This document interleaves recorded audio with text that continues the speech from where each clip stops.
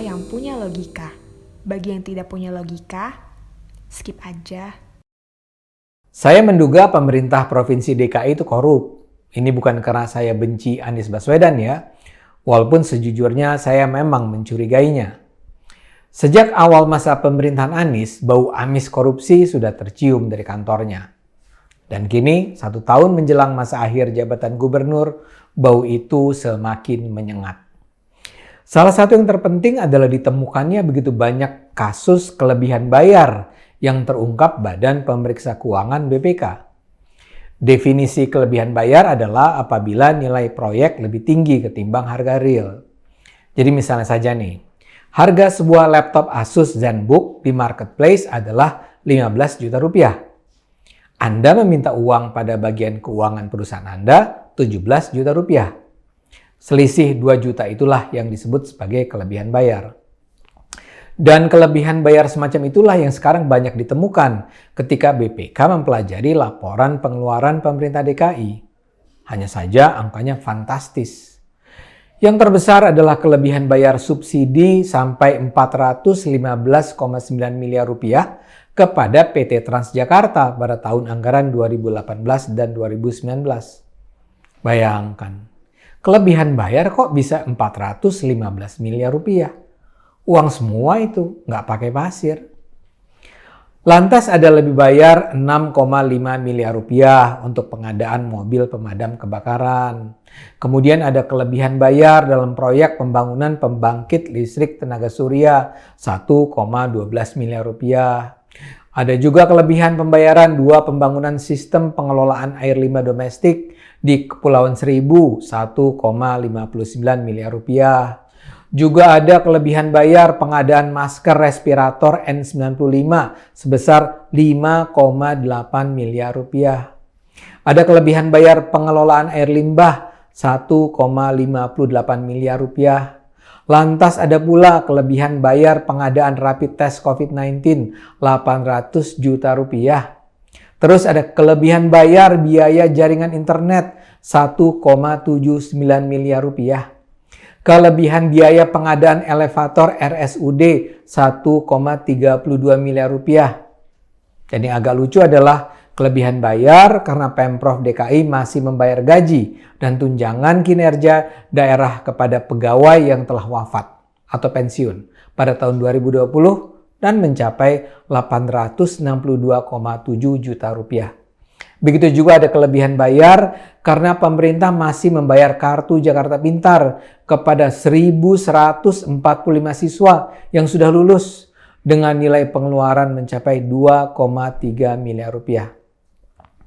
Ini kan luar biasa. Kok kelebihan bayar terjadi berulang kali? Di satu sisi ini mungkin menunjukkan betapa malas dan buruknya kinerja pegawai Pemprov. Misalnya soal pembayaran gaji karyawan yang sudah meninggal dan pembayaran KJP untuk siswa yang sudah lulus. Itu kan artinya pegawai yang seharusnya melakukan pembaruan data per tahun terlalu malas untuk melakukan kewajibannya. Tapi untuk kasus-kasus yang lain, penjelasan tentang ketidakprofesionalan kerja sulit untuk diterima. Misalnya saja soal jasa pengadaan rapid test. Dalam waktu berdekatan, Pemprov membeli alat rapid test dengan merek serupa, namun dengan selisih harga yang sangat berbeda. Dalam pembelian pertama pada Mei biayanya 9,8 miliar rupiah. Yang kedua pada Juni jauh lebih rendah, hanya 9 miliar rupiah. Selisihnya 800 juta rupiah. Dan ketika dihubungi, pejabat Pemprov yang bertanggung jawab hanya menyatakan bahwa dia tidak mengetahui bahwa memang ada yang menjual alat serupa dengan harga jauh lebih murah. Dan itulah pola yang terjadi dalam lebih dari 10 kasus kelebihan bayar yang ditemukan BPK tadi. Para petinggi Pemprov DKI dengan enteng mengatakan bahwa memang ada kesalahan, tapi itu tidak merugikan negara. Dan biasanya lagi mereka akan bilang, uang kelebihan bayar itu sekarang dalam proses pengembalian. Buat kita yang berakal sehat, kita layak menduga bahwa itu semua terjadi bukan hanya karena kesalahan personal atau alamiah. Dan bagaimana mungkin mereka menyatakan itu tidak merugikan negara? Ini jelas merugikan negara. Kalau saja BPK tidak menemukan kejanggalan harga itu, uang yang sudah mengalir ke banyak kantong yang tidak berhak tidak akan dikembalikan. Dan itulah korupsi. Kalau saja yang ditemukan hanya ada 1-2 kasus seperti kelebihan bayar kartu Jakarta Pintar, itu mungkin masih bisa ditoleransi. Tapi kalau jumlah temuan BPK itu mencakup begitu banyak kasus dengan kelebihan bayar ratusan miliar rupiah, sulit bagi kita untuk tidak curiga bahwa ini adalah bagian dari tindak korupsi berjamaah yang diketahui Anies Baswedan. Terkesan bahwa Anies dan rezimnya all out mencari keuntungan sebanyak-banyaknya melalui posisi yang mereka miliki. Dan pelakunya bukan cuma oknum, pelakunya beramai-ramai. Jadi mereka semua tahu sama tahu bahwa masing-masing mereka memain-mainkan harga, memarkup harga, sehingga uang rakyat tidak digunakan dengan cara yang bertujuan mensejahterakan rakyat Jakarta. Dan Anies berada di pucuk pimpinan yang mungkin sekali memperoleh bagian yang paling besar.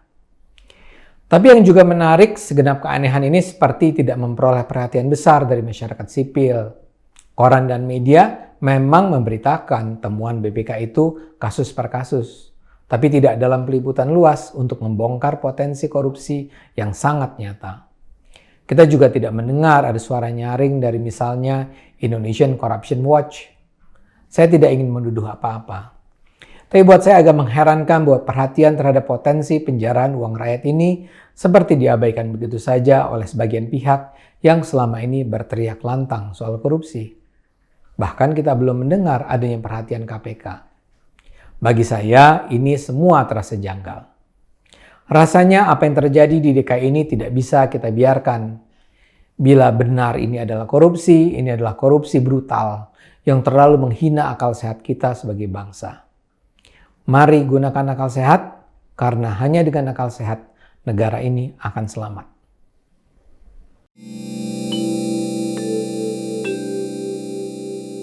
Video ini hanya untuk mereka yang punya logika. Bagi yang tidak punya logika, skip aja.